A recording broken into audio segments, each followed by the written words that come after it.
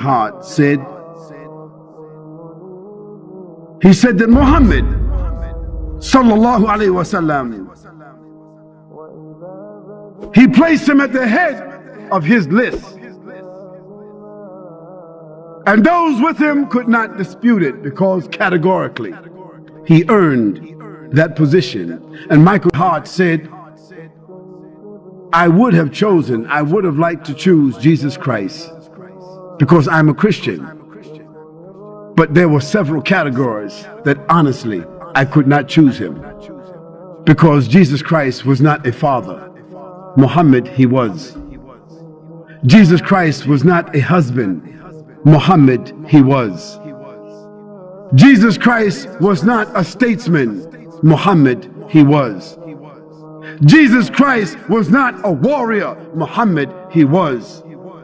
And Jesus Christ was not a ruler. Muhammad, he was.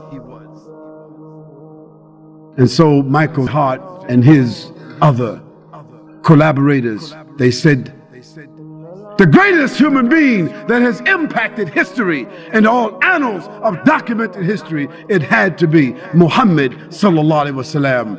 And that statement you will find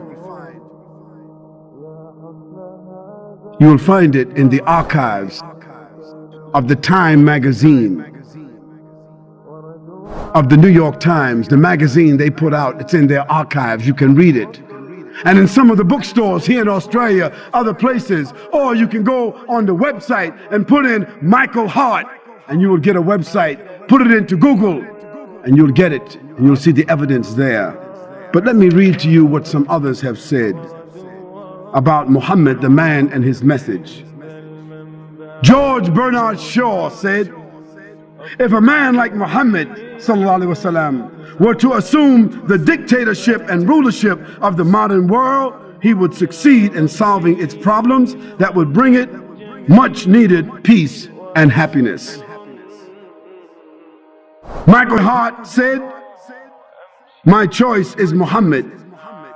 To lead the list of the world's most influential persons may surprise some readers and may be questioned by others, but he was the only man in history who was supremely successful on both the religious and secular levels. And Cassell's Weekly said, in little more than a year, he was actually the spiritual, nominal, and temporal ruler of Medina, with his hands on the lever that was to shake the world. Billions of Muslims all over the world throughout the last 1400 years have accepted the religious teachings of Muhammad sallallahu alaihi wasallam. And illiterate, often brought up in the harsh desert climate of Arabia, transformed a backward society into a great civilization. He was the only leader who realized his vision in his own life. He was born in Mecca as an orphan. He was raised in Mecca. He was driven out of Mecca. He was punished, had to flee. He was persecuted. His followers were killed. But Allah allowed him to come back 23 years later as a victor, as a conqueror. And when he came back, he gave everyone amnesty.